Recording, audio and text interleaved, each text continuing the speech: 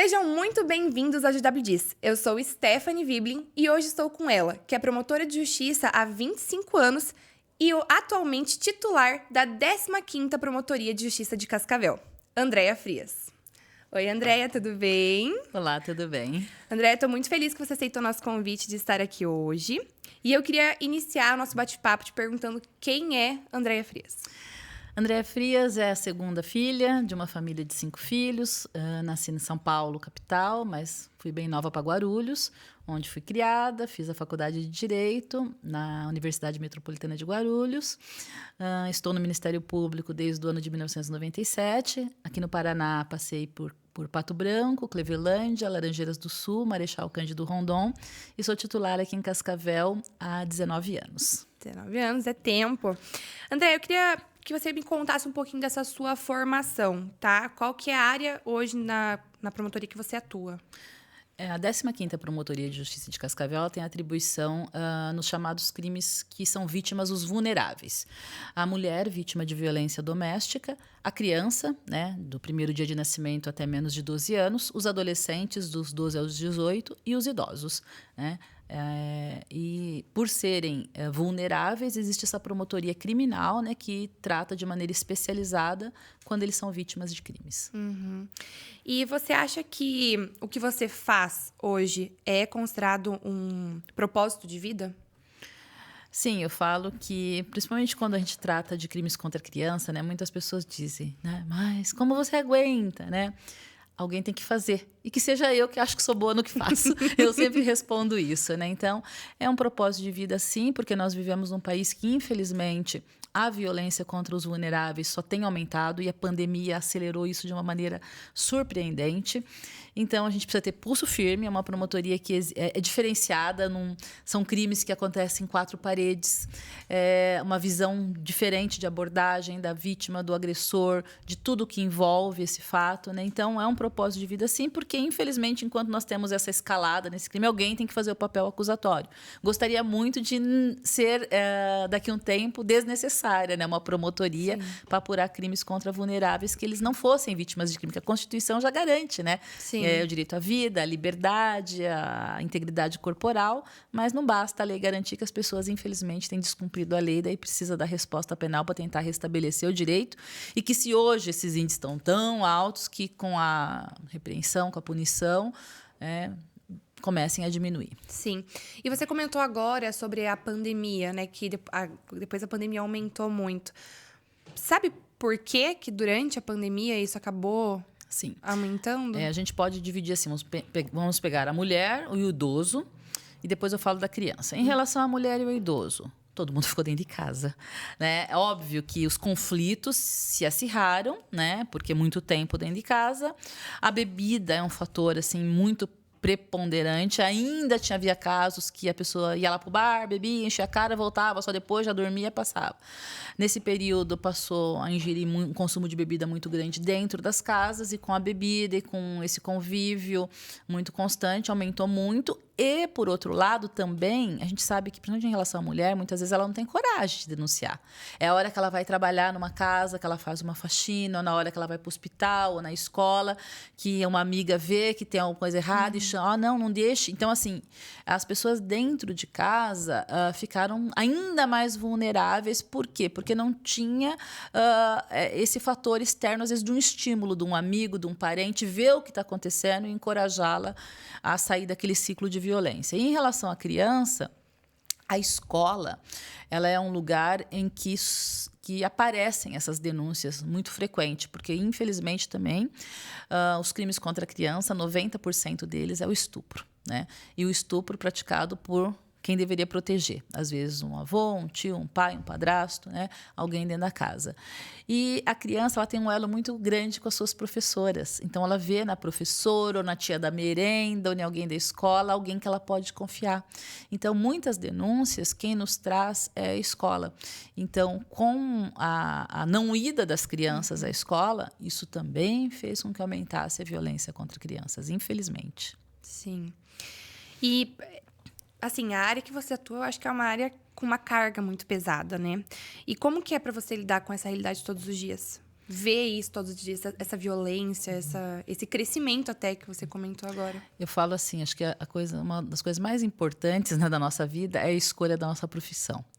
Quando a gente escolhe, né, com a vocação mesmo, tudo é mais leve. Eu também faço a mesma pergunta para um médico, né? Minha filha que está fazendo medicina, como você quer ter coragem de costurar, de não sei o quê? Então, assim, por mais terrível que seja a causa que eu esteja lidando, é óbvio que a gente é humano, né? Uma carguinha ali pode ficar, mas eu tenho o botão do liga-desliga bem resolvido na minha. Então, assim, por terrível que eu tenha uma instrução que leve a tarde inteira de estupro ou de uma violência gravíssima contra a mulher, eu chego em casa, parece que eu desligo, né? Eu consigo dormir bem, eu consigo, né, conciliar a vida pessoal com a vida profissional. E ali dentro, óbvio, né, a gente tem que saber o nosso papel. Eu não estou ali para ser carrasca do réu, né, para tripudiá-lo. Eu tenho que respeitá-lo. Né? Acho que a primeira coisa que você mostra quando busca a punição de alguém é mostrar que, apesar da posição dele, eu estou na minha, eu tenho o meu poder da caneta, eu não preciso desrespeitá-lo. Então, muitas vezes, há uma confusão, né, de que, para eu impor minha autoridade, eu preciso desrespeitá-lo, eu preciso pré-julgar. A lei existe, eu vou buscar a punição e ele ter aquela punição. Eu não sou a carrasca do réu. Então, essas coisas que me guiam. Certo. E como que é lidar com esses casos de violência todo dia contra crianças e adolescentes? E aí chegar em casa e ser mãe. Como que você não tem medo, um receio? Assim, eu falo, meus filhos sofrem um pouco, sabe? Porque é óbvio, né? Festa na casa da tia Andréia não tem, porque não tem bebida na casa da tia Andréia enquanto é menor de 18 anos. Então, óbvio, tem algumas coisas que, né, e por eu ver o que acontece, principalmente, né, a questão do mundo virtual, né? Hoje o mundo virtual ele é uma fonte de pedofilia, de tudo que é terrível, né? Então, assim, é óbvio que eu acabo levando coisas que talvez outros pais que não lidam com isso não levam para os seus filhos. Mas, né, eu procuro, dentro de casa, ser a mãe Andréia e lá no fórum ser a doutora Andréia. Né? A gente procura, mas algumas coisas, né, efetivamente acabam influenciando, sim. Não há como separar o joio do trigo. Certo. E eu vi que você foi homenageada, a gente deu uma pesquisada, você foi homenageada, né, pela Vara da Família, pela sua atuação lá. Como que é? Tipo, qual é a sensação de ter o seu trabalho reconhecido? Isso é bom, né? Porque assim, né? Eu falo, o funcionário público, né? Ele tem sido o vilão da história. Todo mundo acha que funcionário público ganha um monte e não trabalha nada. E quem vai com isso, quem entra no serviço público com essa ideia, tem uma decepção muito rápida. Por isso que tem muitos, às vezes, com depressão. Porque, na verdade, o serviço público ele é desgastante, ele é massivo, ele é repetitivo. Eu falo, eu vejo que hoje, com tudo eletrônico, né, tá lá na minha tela quantos inquéritos eu tenho. Daí eu pego a minha equipe, olha, hoje vamos ficar no inquérito. A gente arquiva, denuncia, vamos supor, estou com lá 700 inquéritos. Trabalhei em 30. No final do dia, eu tenho 800. Meu Deus. Então, assim, a gente não dá conta da demanda. Então, existe essa frustração. E por outro lado, você, quando tem um reconhecimento, uma homenagem pública, eu não tenho, assim, né, não é minha só. É de toda uma equipe que trabalha, da promotoria, é o Ministério Público que está por trás de mim. Então, assim, acho muito importante para a sociedade ver, né, esse lado, né, que todas as políticas públicas que nós queremos que funcione depende do funcionário público, né? O funcionário público que seja dedicado, que cumpra, né, com afinco, né, o seu dever, né, ele existe, e é a maioria. Só que não é muitas vezes notícia, né? Então, às vezes, a notícia é aquele que desvia, aquele que bate o ponto e vai embora, aquele que não cumpre. Então, assim, esse reconhecimento eu acho importante não só para a Andréia enquanto pessoa, mas para a categoria, assim, quer seja do Ministério Público ou de outras áreas do serviço público. Sim. Eu acho bem importante, realmente, essa parte que você falou. Porque parece que só é exaltado as coisas ruins, né? Quando é uma coisa boa, parece que sempre fica por baixo. Tudo bem que, assim, eu penso assim, né? Óbvio, a gente não faz mais do que nossa obrigação. Ponto. Isso é ok. Não precisa tacar confete, né? Mas é preciso, sim, né? Não que esteja fazendo, né, super coisa, porque é paga para isso. Mas mostrar que tem muito servidor de valor, que faz muitas vezes até mais do que deveria, que, né, cumpre. Então, isso é importante, sim, para a sociedade não criar um mito, porque quer seja na iniciativa pública, né, sempre vai ter os bons e sempre vai ter os ruins, né? E os bons, que são a maioria, muitas vezes, né, acabam levando uma pecha negativa por conta de um ou outro que tem um desvio de função. Certo. Deixa eu te perguntar, como que funciona o teu trabalho? Você recebe uma denúncia, e aí qual que são... Você tem mais ou menos um passo a passo? Qual é o procedimento que você tem que tomar como promotora? Assim, vamos dizer assim, como regra geral, no geral, né? Não posso ter situações... Normalmente, a porta de entrada para a notícia de crimes é a delegacia de polícia, né? Então, aqui eu trabalho muito próxima, tanto com a delegacia da mulher, quanto com o NUCRIA, que é a delegacia especializada de crimes contra crianças. E os idosos, às vezes, vão para a 15ª.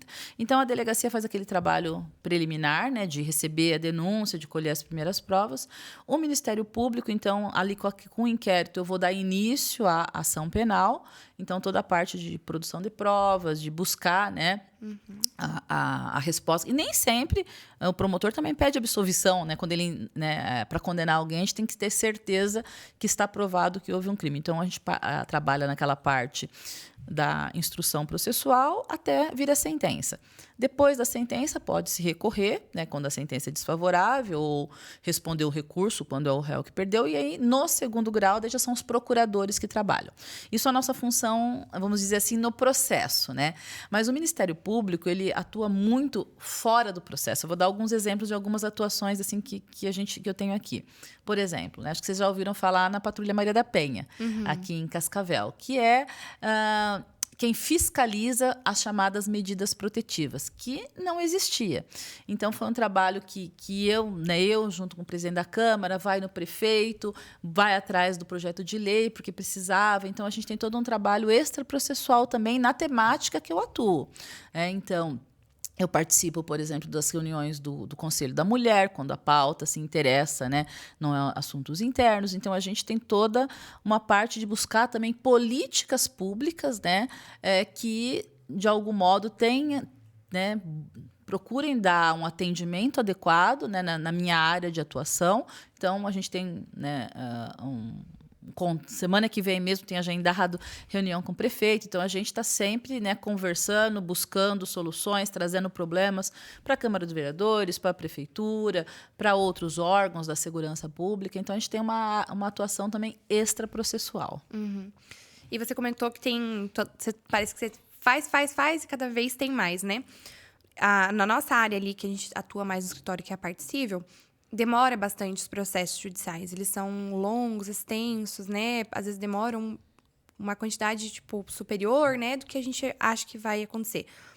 No caso de vocês também isso acontece. Tem muita demanda e aí acaba demorando, assim, muito tempo para... Então, assim, infelizmente, né, Stephanie, essa hoje é a minha principal luta hoje. Eu luto muito, assim, com a Assembleia Legislativa, com representantes políticos aqui para que Cascavel tenha uma nova vara, porque é inconcebível pensar que uma mulher que denunciou, né, que fez lá o X na mão, que foi uma campanha bem legal, né, para você denunciar, a audiência de julgamento seja em 2024. Nossa pauta está para final de 2024. Então, quando é réu solto, né, a decisão final, ela tá demorada, por quê? Porque é um número muito grande. A gente faz audiência, porque assim, algumas coisas você consegue delegar para a tua equipe, né? Você corrige, assina, a tua equipe te ajuda, mas a audiência em si, ninguém substitui o juiz, o promotor, as partes que tem que estar lá. Sim. Então, a gente esbarra na pauta de audiência, que é limitada, que é uma de cada vez, e eu tenho 8 por tarde, eu tenho 7.000 processos hoje, entre medidas protetivas e processos em andamentos, e 1.000 inquéritos, 1.030. Então, pelo volume, também está demorado. Agora, réu preso, ele tem prioridade, né? O réu preso, né, um processo de réu preso, aqui na nossa vara, em torno de 6 meses já está sendo julgado, né, quando o réu é preso. E para compensar essa demora, para essa mulher também não ficar, ou essa criança também, quando é o caso, para ela não ficar totalmente sem um amparo ainda, as medidas protetivas é o principal instrumento que nós temos, porque as medidas protetivas de urgência, elas já podem ser deferidas no dia, né, em 24 horas, e elas ficam vigentes enquanto perdurar o processo. Então, a pessoa, vamos dizer assim, não está desamparada, né?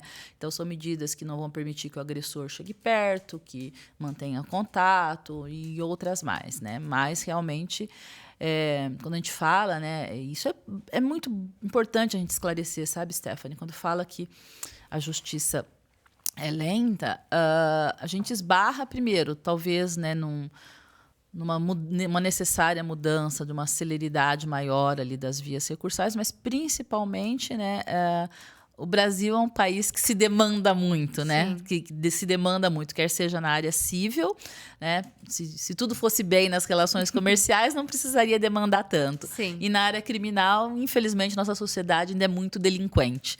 Então, você pode pôr 5, 10, aumentar juiz, aumentar promotor, que no Parece Brasil... que vai sempre aumentar mais Aham. ainda a quantidade de demanda também.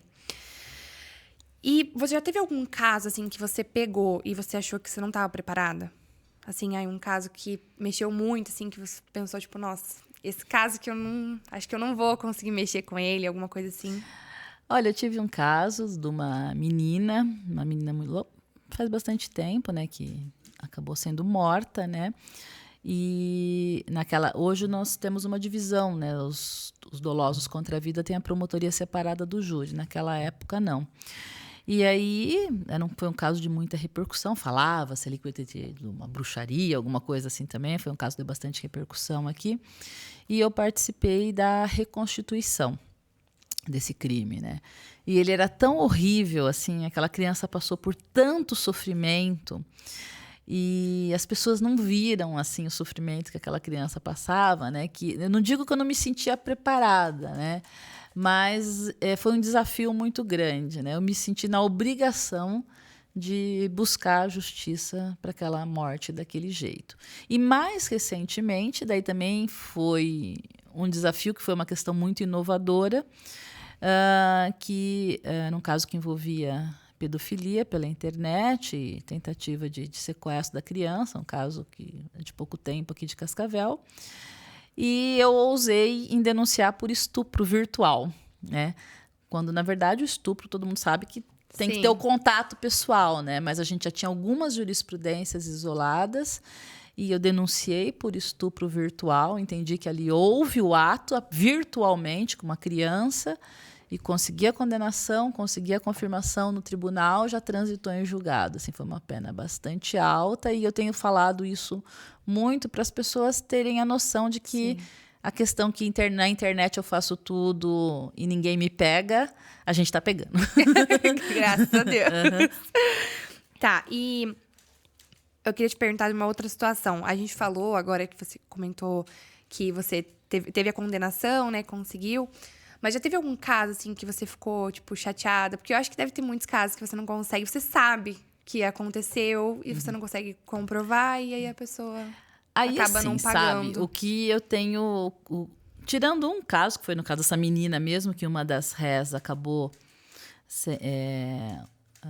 entendendo-se que ela tinha problemas mentais, que eu acho que não tinha, né? Tinha absoluta certeza que não tinha, não tive muito o que fazer, porque era uma prova técnica. Nesses casos, o que eu faço? Eu vou até onde eu posso. Então, quando acontece isso, eu recorro. Eu vou na minha convicção, respeito a decisão do juiz de ter entendido de forma diferente, mas, e aí, assim, eu sinto né, eu fiz até onde eu pude, mesmo que depois eu venha ser intimada que meu recurso não teve sucesso, ou seja, a chamada, eu não sinto frustração, sabe? Porque eu sei que eu fiz o que eu podia, né? né? Agora eu jogo a bola, né? Que se tiver alguém que ficar com esse peso na consciência, não vai ser eu. Então, assim, não tive, porque sempre eu recorri nas situações que eu entendi que a minha razão, né, a minha compreensão não foi a compreensão do magistrado. Então, eu recorro, mas ali esgotou minha possibilidade, né? Então, a gente tem que ter, né? Só que tem certas coisas, sabe? Óbvio, quando eu era mais nova, talvez, daqui agora a gente acaba tendo a mente, assim, de quem já está há 25 anos aí trabalhando. Então, com o tempo, a gente vai, né, vamos dizer assim, entendendo as coisas, né? A gente, óbvio, tenta, né, mudar o mundo, Sim. mas a gente tem a limitação, né? E a gente não pode extrapolar aquilo que é inerente ao nosso cargo. Sim. Eu acho que não deve ser fácil. Eu não sou dessa área, eu acho que eu sofreria muito, assim, vendo toda a situação, sabe?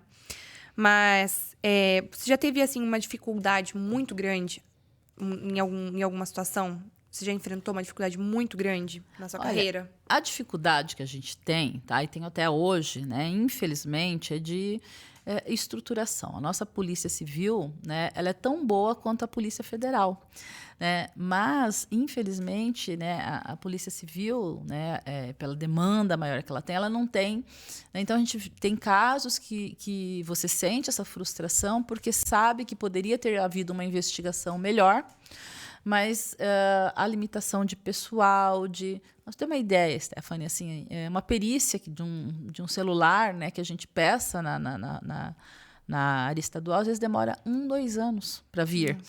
Né? Então, assim, essas frustrações, infelizmente, né, a gente daí oficia, tal, procura providência, mas não depende da gente, né, depende da vontade política de, né, estruturar melhor. Então, essa é a dificuldade, assim, maior que eu tenho tido ao longo desses anos, sabe?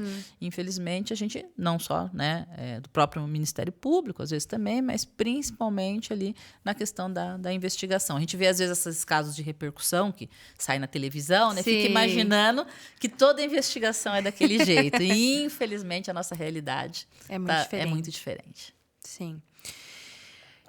Uma pergunta polêmica agora. Você acha que existe discriminação por gênero hoje onde você atua? Ah, sim, tem. E eu já vivi, inclusive, né? É mais difícil já. Eu lembro que uma vez, não foi aqui na comarca de Cascavel, foi ainda na comarca de Marechal Cândido Rondon. E a gente fazia muito atendimento ao público naquela época, porque hoje as faculdades fazem bastante, né? Mas não tinha faculdade de direito. E o senhor entrou na minha sala, olhou para mim e falou assim: eu não quero falar com você não, mocinha, eu vim aqui para falar com o promotor. Porque o meu funcionário era um homem e trabalhava de terno. Na cabeça dele, eu não podia ser a promotora, né?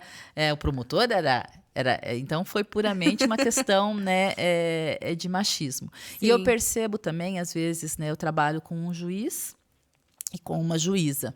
Né? Ela tem ali alguns finais, porque ela é substituta, e eu vejo bem, às vezes, a postura do réu quando ele está sendo interrogado por um igual a ele, por um homem. Então, ele procura, né, tipo assim, legítimo. Então, né, doutor, né, você sabe como que é, né? Tem uma justiça que até, não sei, o senhor... E então, assim, quando é relacionado à juíza, né, então, eles estão... Então, assim, existe, sim, a pessoa não vê, muitas vezes, ela associa muito a questão do cargo, a figura masculina ou a figura feminina. E a gente ainda tem na carreira, vamos dizer assim, né? Nós temos praticamente no estado do Paraná o número é igual de promotores e promotoras, mas na administração superior, hoje nós temos uma corregedora mulher, né, que nos orgulha muito, mas a gente tem muito que avançar em que as mulheres também tenham, né, assumam, né, cargos, né, de chefia dentro das instituições. Então, isso, né, você vai, né, você deve ter ido em muitos congressos, né, você vai no congresso, você vê aquela mesa imensa de autoridades, né, ilustres, e você às vezes vê uma mulher, quando 2 mulheres, né? Quando, né, as mulheres estão escrevendo com a mesma qualidade, estão pesquisando, né? Mas ainda na nossa área do direito melhorou muito, né? Mas ainda temos um caminho longo a percorrer. Há, sim, discriminação de gênero. É complicado. Agora, quero falar de uma outra parte da sua vida, porque você tem várias, né? Várias ambições aí. Inclusive, uma delas você é professora na FAG, né? Sim. E como que é ser professora? A minha sogra é professora e eu acho, assim, É difícil. Você sabe, Stephanie, assim, eu sou professora, eu nunca, né, não foi uma profissão assim que eu achava que eu tivesse dom, muito pelo contrário, nunca achei que eu tivesse dom para ser professora, nunca tinha. Aí eu fiz um júri uma vez aqui, já há bastante tempo, que eu sou professora há 20 anos, né? 18 anos que eu sou professora. E eu fui fazer um júri e uma das professoras ali da FAG foi levar os alunos para assistir o júri. E ao final do júri, ela veio conversar comigo. Nossa, mas você explica tão bem, né? Você ficou ensinando ali os jurados que era aquilo. Você não quer dar aula, tal? Não sei, né? Quem sabe? Daí fui fazer a banca, né? Passei na banca e nunca mais abandonei a docência. Eu amo dar aula, assim. Eu gosto muito, eu acho que nos realiza, assim, é uma coisa que nos realiza muito essa, né, transmissão. A gente não é detentor, né, do pouco conhecimento que a gente tem que compartilhá-lo. Né? A gente aprende muito com os alunos, tirando corrigir prova, que nossa, é super desgastante, sempre que tem pouco tempo, assim, né? De resto, eu gosto muito de estar na sala de aula, esse contato, né, com os jovens, nos obriga a estar nos atualizando sempre, né? Porque às vezes, né, com o tempo você fica, né, perde o interesse na pesquisa, né, em estudar, então a faculdade te obriga a isso. Quando você está dando aula, você tem que estar se atualizando, mas eu gosto muito, gosto bastante. Que legal.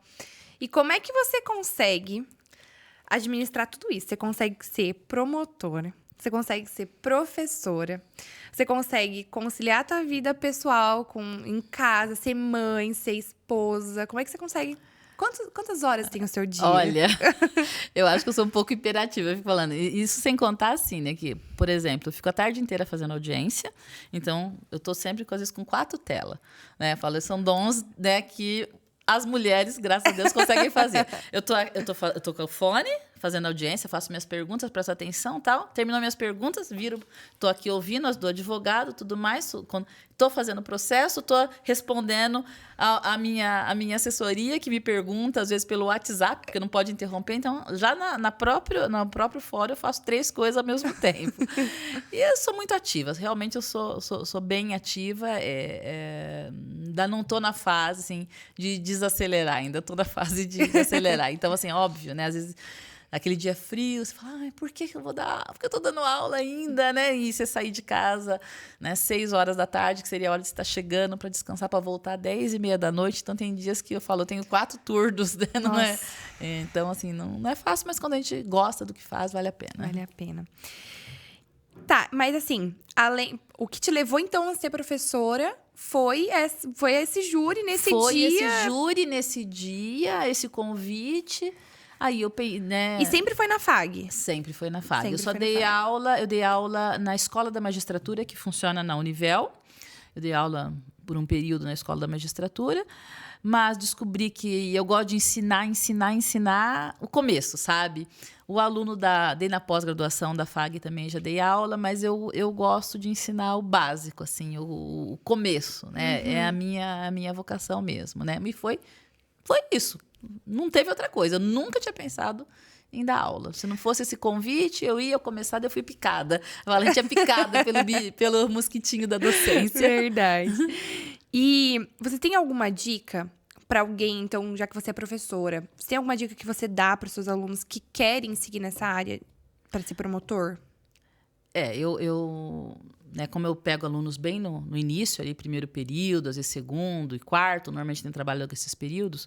Então, assim, né, meio que já, né, quando vai o promotor, vai o juiz, o aluno já começa, né, a pensar naquilo. Então, eu já falo, estudar,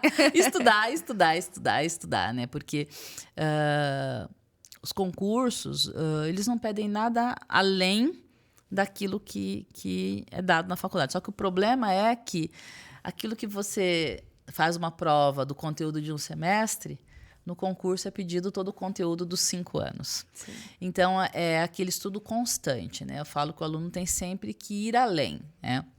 E é óbvio, o professor, né, ali nos seus 50 minutos de aula, ele já dá o conteúdo mais condensado. Eu sempre falo que a gente procura, né, mas o aluno tem que ir aos livros, ou, né, ainda que, né, livro de papel é coisa de nós velhos, mas ainda que seja um livro virtual, né?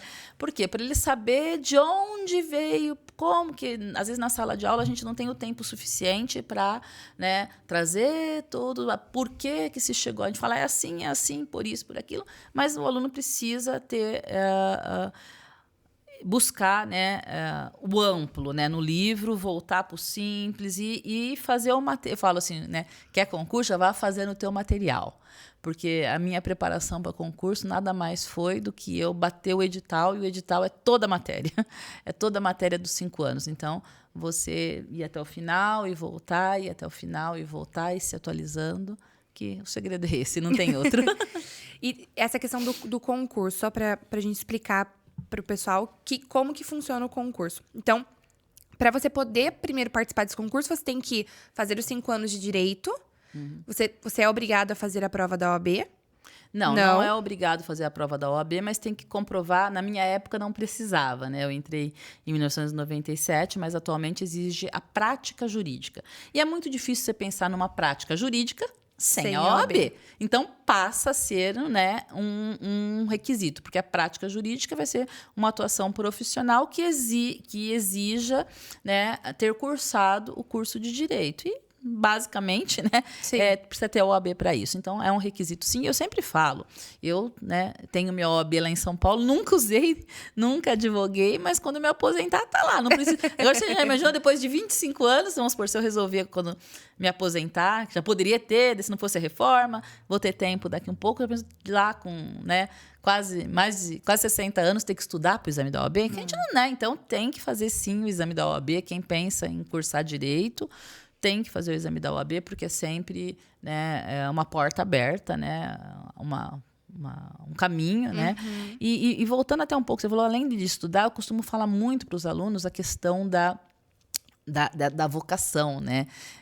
Porque às vezes a pessoa fala, não, eu quero ser juiz, né? Porque tem aquela ideia, né, que o juiz é superior, né, ao Ministério Público, à advocacia, né? E quando não é, óbvio que é uma carreira magnífica, mas ela tem o que eu vejo. Eu não me imaginava juiz e sei que e os problemas que a gente tem na profissão são de pessoas, às vezes, frustradas. Né? Então, né, advogado que briga muito com o juiz, que briga muito com o promotor, é que talvez ele, na verdade, queira estar naquela posição, né? Porque a gente não, né, cada um é essencial para o outro. Não faz. O juiz tem que ser aquele paciente, aquele que, né, que tem aquela tranquilidade, porque o momento dele é o momento da sentença. O momento do juiz é o momento da sentença, ele tem que ter esse olhar distante para ser imparcial. Sim. Eu sou muito ativa, né? Eu tenho que correr atrás, eu não tenho... Então, eu falo assim, vá ver no teu perfil, se o teu perfil é de investigar, de ir atrás, né? Então, né, tem mais um perfil de... Né, que o promotor nada mais é que um advogado também, é uma advocacia pública na área criminal. Então, nós que somos ativos, que quer buscar, que quer acreditar naquela causa e brigar até o final, você tem um perfil dessa área, e daí tu vai ver se vai ser advocacia privada, advocacia pública, Ministério Público. Não, eu gosto de estar ali na linha de frente. Então, vá ser delegado de polícia, né? Que, né, tu vai estar ali, vai fazer e acontecer. Então, vê muito do perfil também, né, para daí focar na carreira. Sim. E aí depois, então, essa prática tem que ter quanto tempo de prática para poder 3 fazer? anos de prática jurídica. 3 anos. E aí depois o concurso, ele é específico? De área. Diária. Então, Tanto da Justiça Estadual como da Justiça Federal. Uma não se sobrepõe à outra. Isso é bem importante deixar claro, porque às vezes as pessoas acham que existe uma hierarquia entre Justiça Federal e Justiça Estadual. Não tem. O que há é uma divisão de competência. Né? Então, a Justiça Federal atua só em determinados casos lá tratados pela Constituição. E a Justiça Estadual é a residual, que a gente fala, que vai tratar de tudo. Então, você tem o concurso para Ministério para Promotor no Estado do Paraná. Se você fizer o concurso aqui, você vai ficar no Estado. Pode mudar de comarca, mas vai ficar no Estado. Se for para o de São Paulo, do Rio de Janeiro. Se for o Procurador da República, vai ser em âmbito federal, mas você está vinculado àquele tribunal. Pode, eventualmente, permutar, né? Mas é dentro daquela área. Então, o concurso já é focado, né, na área que você vai seguir. Legal. A única coisa é que no Poder Judiciário, né, a partir da segunda instância, ele não é formado só de juízes. A segunda instância do Poder Judiciário ela é formada 1/5 de advogados e 1/5 de membros do Ministério Público.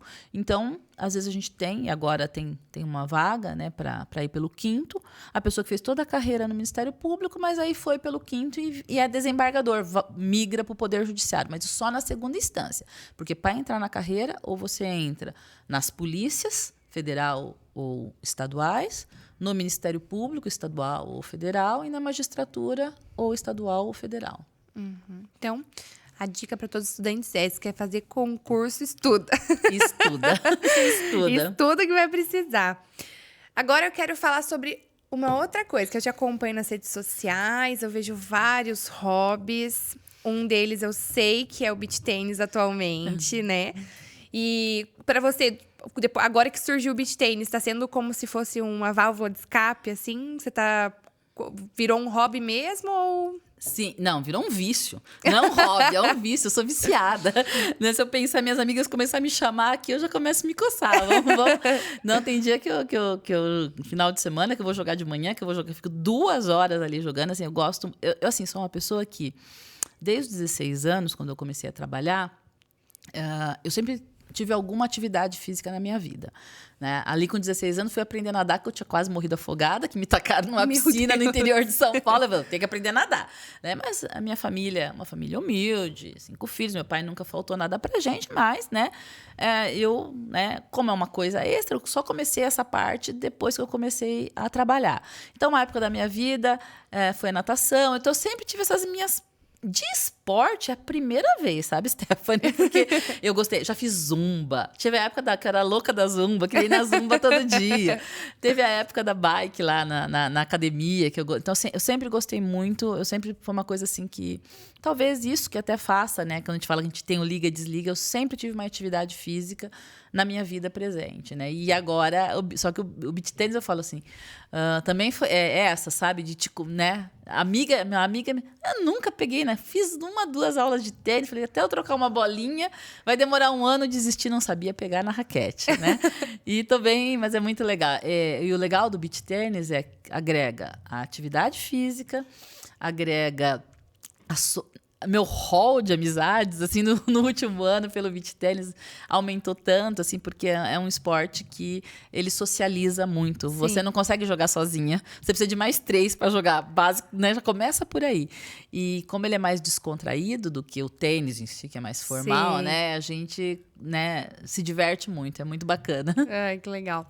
E além disso, ainda tem também as suas comidas, que eu sempre tem o Doutora na Cozinha, né? O @doutora na Cozinha, podem me seguir. Então, é engraçado, cozinhar na minha vida veio muito cedo também, né? Minha mãe fala até, né? Se ela ouvir o podcast, ela não vai ficar brava comigo. Minha mãe sempre fala que ela foi um desastre na cozinha, que eu dou de 10 nela. Então, assim, Nossa, eu lembro que a gente... Olha, acho que desde os 14 anos, assim, né? Que daí, como eu cozinhava bem, o almoço de domingo era meu. Né? Era eu que sempre que fazia o almoço de domingo. Sempre gostei de cozinhar, uma coisa que eu gostei. Mas, óbvio, ali no começo da carreira, né? Muda pra lá, muda pra cá, não sei o quê, filhos e tal. Deixei um pouco, né, isso de cozinhar na minha vida por um bom tempo. Mas, de vez em quando, fazia alguma coisa e daí tirava uma fotinha, colocava no meu Instagram. Daí a minha filha falou, mãe, cria um Instagram de comida. Fica feio você colocando tuas comidas no teu Instagram. E aí a pandemia, né? Veio a pandemia... que a gente, né, ficou Sim. em casa e tal, e isso aflorou, né? Então, assim, eu gosto muito. Só que gosto, assim, de coisas práticas, né? Eu sou, né? Então, assim, às vezes eu chego em casa, assim, 15 minutos sai o almoço. O que vai ser hoje? Vai ser omelete de batata. Daí faço lá, né, o meu... E desde coisas mais elaboradas também gosto de fazer. Sim. Eu sempre acompanho. Eu tenho vontade. Deixa eu ver. Agora, eu vou pegar aqui, que a gente fez uma caixinha de pergunta. E aí, teve umas pessoas, uns alunos, que fizeram algumas perguntas ali que eu queria que você respondesse. Tá bom. Então, a primeira pergunta é: como estão sendo conduzidos os trabalhos neste ano de eleições? Eu sou promotora eleitoral também, né? Pronto. Também. Nós temos designações bianual e eu assumi em novembro do ano passado. Essa eleição, né? para nós aqui, vamos, entre aspas, ela acaba sendo um pouco mais tranquila para a primeira instância, que a gente chama aqui na comarca, porque é uma eleição federal, né? Então, que vão eleger presidente, senador, deputado federal, deputado estadual e governador. Então, a maioria das demandas, elas são levadas diretamente para o tribunal. O tribunal, né, o TRE, é a primeira instância. Mas nós exercemos o chamado poder de polícia aqui em local. Então, é um pouco mais tranquila, né? Mas também está começando agora, né? Mas a gente sim tem algumas atuações para, vamos dizer assim, ainda que vá ser julgado lá, então o cidadão ele verifica uma propaganda irregular.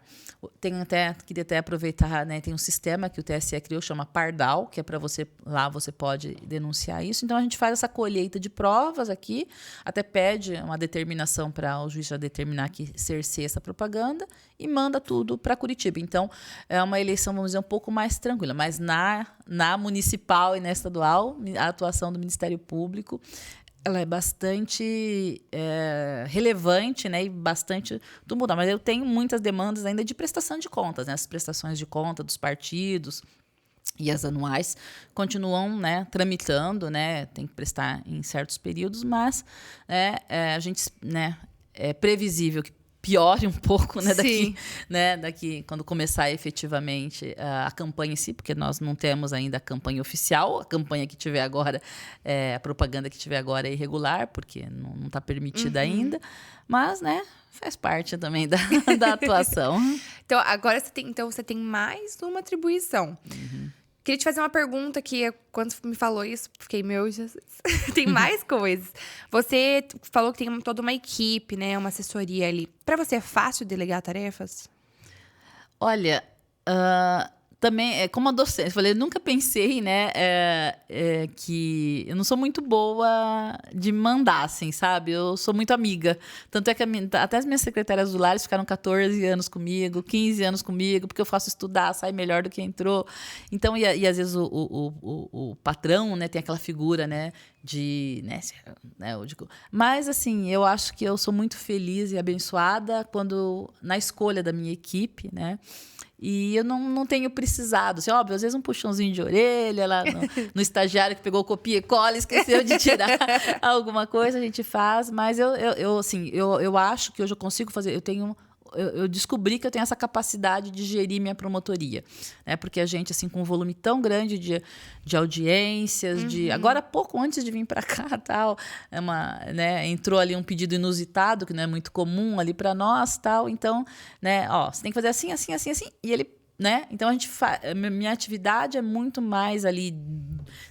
Eu corrijo tudo que eles fazem ali no papel, vamos dizer assim, né? Mas eu falo, você tem que fazer isso, aquilo, outro. Então, assim, se você não fizer isso, com 7 mil processos e 1.000 inquéritos, e mais o eleitoral e mais a docência, né? Impossível. É impossível. A gente tem que aprender a ser gestor. Certo. A pergunta número 2 é: quais os casos mais frequentes que passam por essa promotoria? E, em média, quantos processos chegam mensalmente? Então, nós temos vou começar pela segunda. A gente tem aquele ciclo, né? Que como, né, um processo demora aí um ano e pouco, então tem aquele acumulado.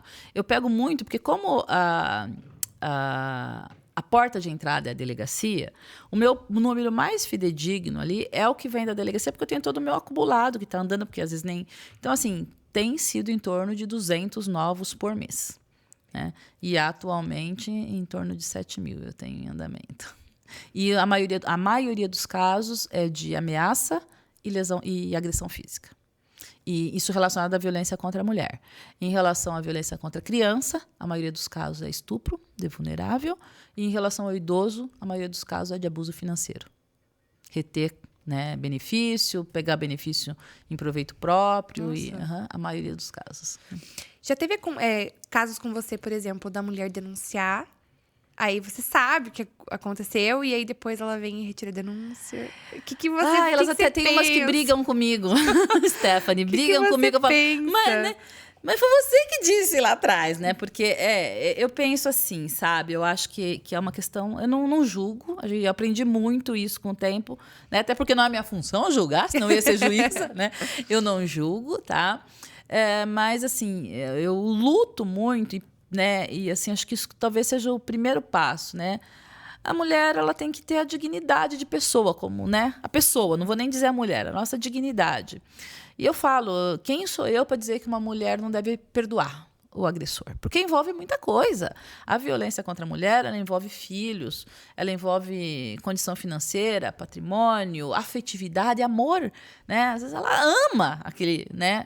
O amor da vida dela ali que é o agressor dela. Então, assim, a gente não pode, e nenhuma mulher gosta de apanhar, né? Sim. Então, e esse paradoxo, o que é isso, então, né? Eu falo, não é errado você perdoar e você voltar a viver, ninguém tem que dizer isso. Só que o triste é você... E o perdão não é assim. Se o agressor falar, né, olha, eu vou mudar, volte comigo, mas tire a protetiva, esse perdão já não é sincero. Porque o perdão sincero é aquele que ele vai ter o advogado dele para fazer a defesa dele. Ele não precisa obrigar a mulher a falar, então vai lá e fala que você bateu na escada, né? E às vezes é tão, né, como você falou, né?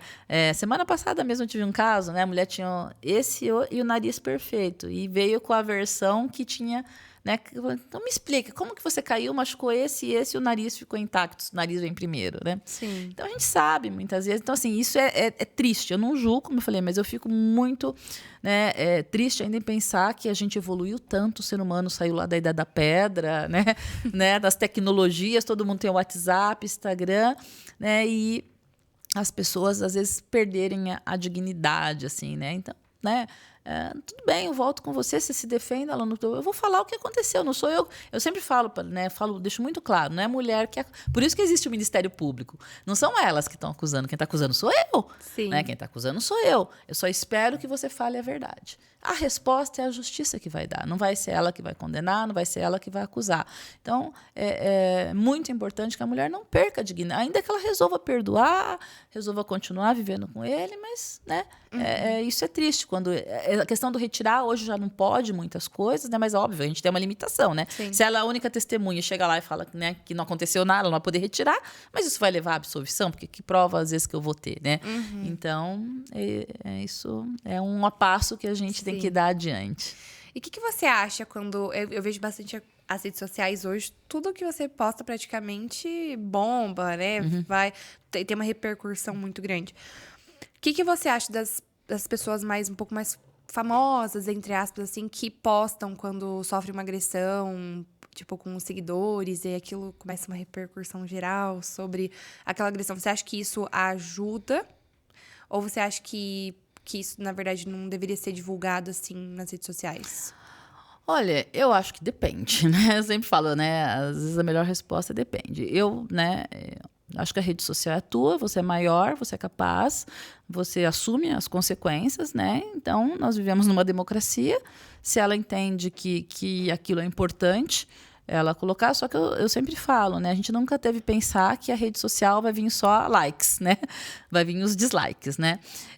Então, né, tá preparada para aqueles que serão contrários. Obviamente que é muito triste, né? Quando você vê a pessoa, né, postar na rede social, né?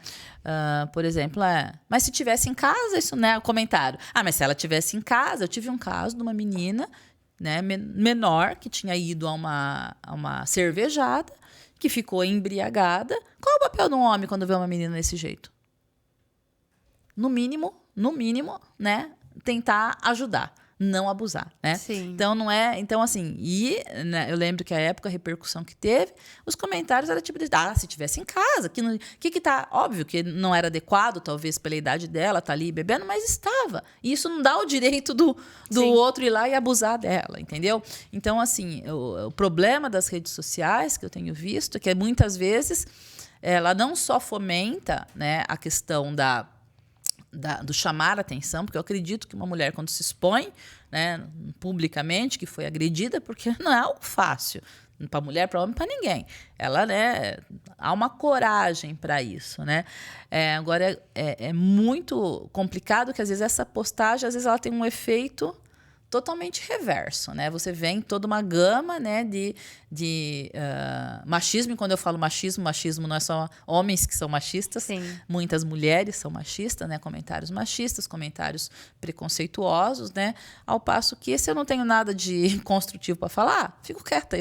Né? Sim. Eu acho que é isso que a gente tem que fazer no mundo virtual. Ou eu tenho algo de construtivo para contribuir com aquilo, né? Ou eu fico quieta, né? Então, e infelizmente, né? Então, por isso que eu falo que depende, porque é óbvio que é importante, sim, muitas vezes, porque às vezes se tem uma ideia que só a pessoa pobre, a pessoa sem recurso, dependente econômica, que é só elas.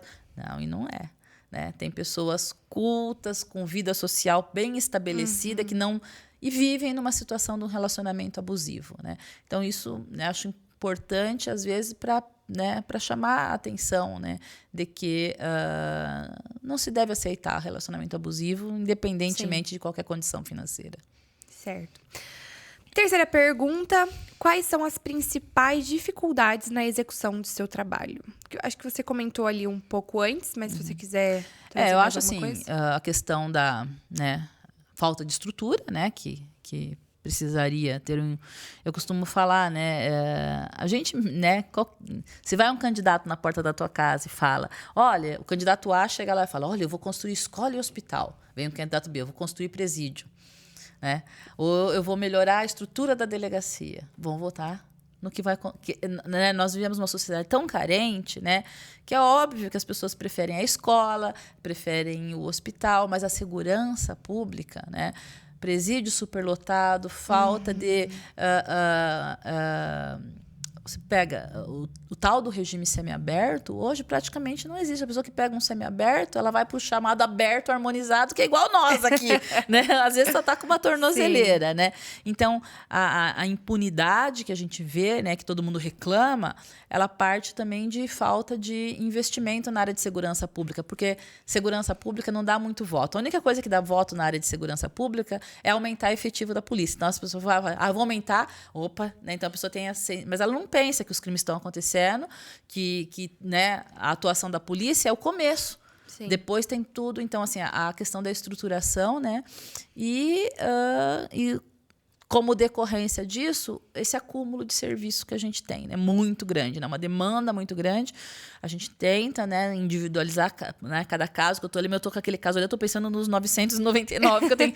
Então, assim, às vezes a gente tem que, né, otimizar muito o trabalho da gente, e se talvez, né, não tivesse nessa demanda tão grande, a gente conseguir dar um trabalho de melhor qualidade.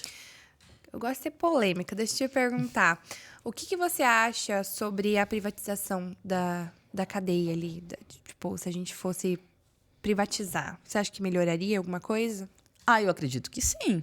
Eu sou favorável, entendeu? Eu acho que, obviamente, que seria um período de transição, mas eu tenho muitas vezes uma mão de obra ali dentro, presos que querem trabalhar, porque eles vão remir a pena dele, a cada 3 dias que ele trabalhar, ele vai ter um dia computado na sua pena, né?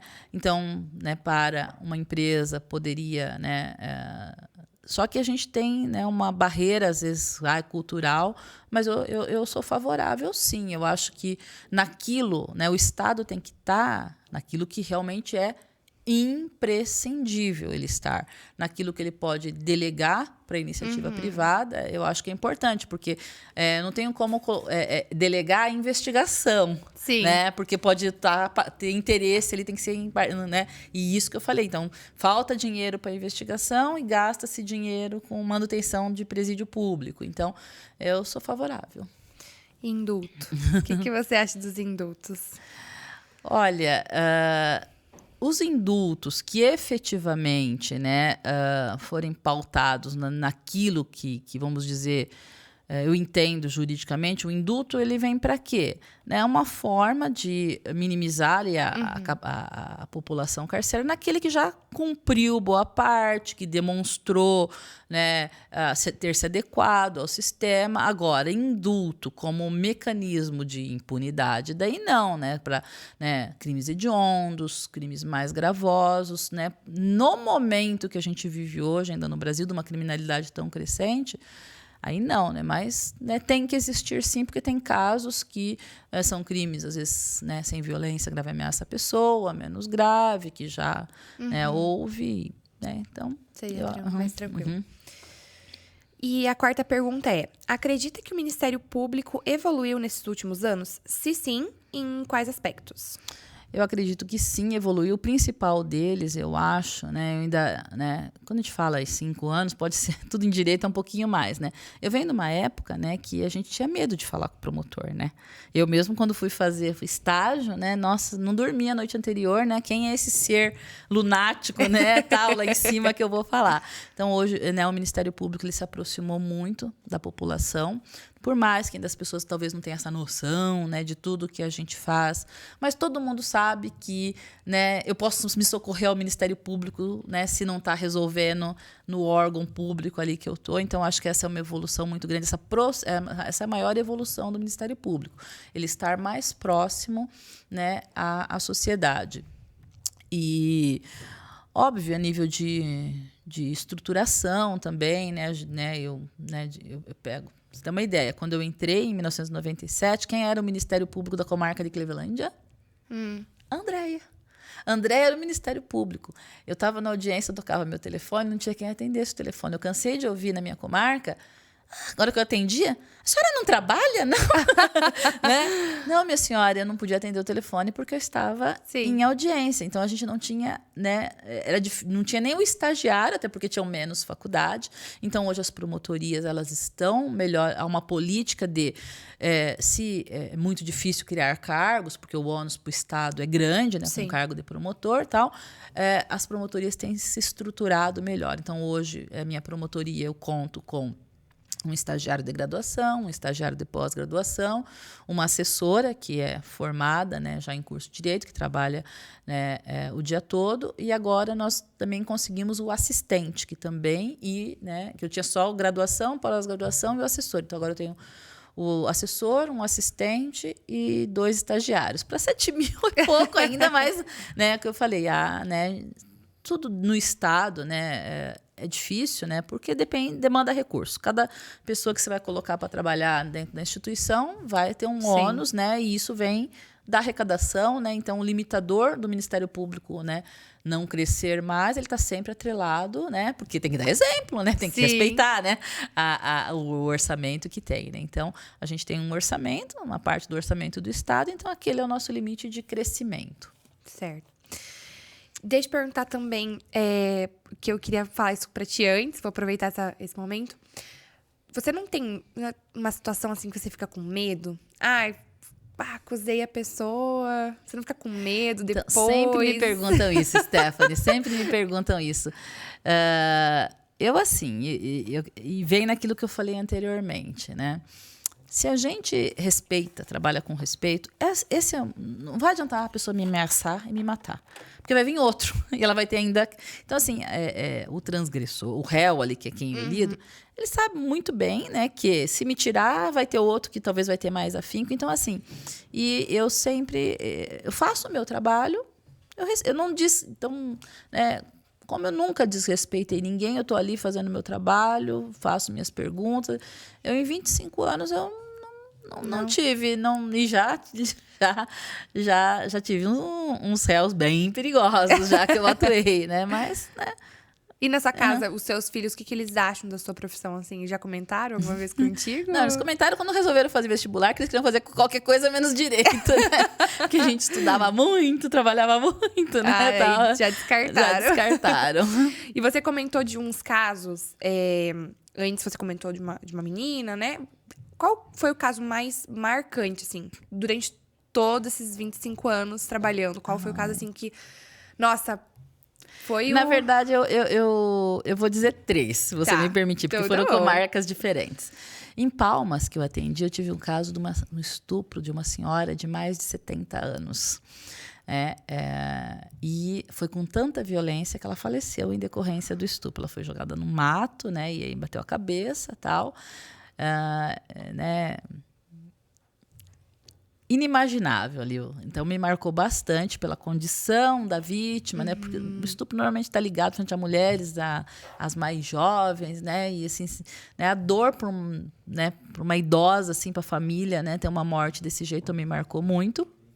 Em Marechal, foi um júri que eu fiz grávida da Mariana, com a barriga. Tem até uma foto no jornal que tiraram, tem guardado lá com a barriga enorme, fazendo aquele júri, que era de um homicídio em que a pessoa foi morta com golpes de capoeira. E eu fui estudar capoeira, porque eu sabia, né, que a capoeira... Fui estudar que é um esporte, de onde veio, para usar tudo aquilo no júri, que pode, sim, ser letal, né? E ali eu tinha uma qualificadora em razão disso, então foi um caso bem emblemático, né, que eu atuei ali em Marechal. E daqui de Cascavel, o caso da Maria Clara, que foi esse caso dessa menina, que me marcou bastante. Gente, eu estou chocada. Infelizmente. São coisas que a gente... né? Semana passada, né, tem casos... assim, o ser humano é capaz de coisas assim que a gente, infelizmente... Mas alguém tem que fazer. Alguém tem que fazer. Uhum. E isso que você me falou agora de tipo, fui estudar pra... Isso pra mim é coisa de filme, juro. E eu fiz direito. Então, pra mim, isso é muito assim... Não dá pra acreditar que acontecem essas coisas, sabe? Pra mim é uma coisa fora da minha realidade. Então, pra mim é muito distante. Inclusive o colega de Foz do Iguaçu que tá atuando nesse caso aí, que foi semana passada, né? Muito meu amigo, muito meu colega. E casos como esse a gente, você tem que buscar coisas muitas vezes fora, até para buscar ali a motivação do crime, o que levou. Então, faz parte também da nossa atuação. Meu Deus. Agora, eu queria fazer contigo da seguinte maneira. Eu vou falar algumas palavras e eu queria que você falasse a primeira coisa que vem na sua cabeça sobre essa palavra. Tá bom. Tá? O que significam pra você. Então, família. Base de tudo. E trabalho. Realização pessoal. Sociedade. Imprescindível. Depois da pandemia, a gente viu como é importante a gente estar em sociedade. Inspiração. Professores. Desejo. O sucesso dos meus filhos. Criança e adolescente. Obra de Deus. E justiça. Imprescindível para a vida em sociedade. E eu tenho uma pergunta padrão que a gente faz para todos os nossos convidados, que é para você nos contar algo marcante da sua vida que fez você aprender muito ou então levar como uma lição. Olha, vou te dizer um fato um pouco recente, né, que daí justamente faz a gente voltar e rever valores, né, com a pandemia. Meus pais ficaram em casa, né? E vindo para casa, meu pai descobriu um câncer, né? E a gente passou ali pelo aquele processo ali de tratamento dele e, né, quando você, né, vê que como a vida, né, hoje nós estamos aqui, amanhã nós não podemos estar, né? Então, que com responsabilidade, porque também não é, né, viver a mil, né? Sim. Mas com responsabilidade, assim, a gente sempre, né, fazer aquilo que gosta, fazer bem feito. Então, isso foi algo que foi bem marcante ultimamente na minha vida. Já diria o Dr. Jair, você tem que fazer o que você ama, né? Porque senão... Acho que lá no escritório agora eu tô com algumas ideias e aí a gente quer fazer um comitê de cultura para falar sobre a cultura da empresa. E acho que você deve presenciar muito isso também com a família das vítimas, que é a gratidão, né? Por você estar na vida delas, por fazer parte ali, ajudar no momento difícil. Porque lá na história, quando a gente participa da vida de um cliente, a gente percebe que foi muito bom para ele, a gente queria poder divulgar, sabe? Que os nossos valores são bem concretos e que a gente consegue fazer a diferença na vida de alguém. Sim. Para você também deve viver bastante isso. No fórum, na promotoria, como na docência. Há uns 20 dias atrás, quando foi o término desse concurso, sinceramente, eu não lembrava muito desse aluno. É um aluno que foi aluno meu há muitos anos atrás. Ele me chamou no direct, no dia que tinha saído a aprovação dele, para me agradecer daquela aula que né, despertou nele ser promotor quando ele assistiu as primeiras aulas minhas e me falou umas coisas que eu não lembrava mais e ele estava, né, no momento dele sendo aprovado no concurso, né? Então, assim, tanto a docência como a promotoria, né, é isso que é importante, né? A gente procurar fazer a diferença na vida de alguém. Sim, com certeza. A sua área principalmente faz muita diferença, porque você atua... Todas as áreas, viu, Stephanie? Todas as áreas, né? Eu falo, né, eu falo, né, a gente no Brasil, às vezes, valoriza umas profissões, não até monetariamente, né? Você fala assim, né? O fulano é o médico. Mas se a enfermeira não cuidar bem do paciente, o trabalho do médico foi por água abaixo. A enfermeira é tão valorosa quanto o médico, né? A gente não tem a tranquilidade para trabalhar, para fazer tudo isso, se a gente não tem a confiança de ter uma secretária do lar ali de confiança. Né? Hoje não, que meus filhos estão crescidos, mas ficaram, né? Meus filhos ficaram na mão, né? O meu maior tesouro a gente delega muitas vezes para uma secretária ali do lar. Então, assim, acho que por mais humilde que seja, você pode fazer diferença no teu trabalho. Ai, que legal. Você quer falar para alguém alguma coisa? Quer aproveitar o momento? Só quero agradecer aí a confiança, né, a oportunidade de estar tendo esse papo bacana, né, de várias coisas aí da vida, né, e é isso. André, eu queria te agradecer muito por você ter aceitado novamente participar. Para nós, muito importante, acredito que vai contribuir na vida de muitas pessoas que vão assistir. E eu queria pedir para todo mundo não esquecer de curtir, comentar e compartilhar esse vídeo. Sigam a Andréia nas redes sociais, também os nossos que contribuíram aqui com o podcast, né? Os nossos agradecimentos aqui ficaram passando na tela. E é isso. Obrigada, Andréia. Obrigada eu. Tchau. Tchau.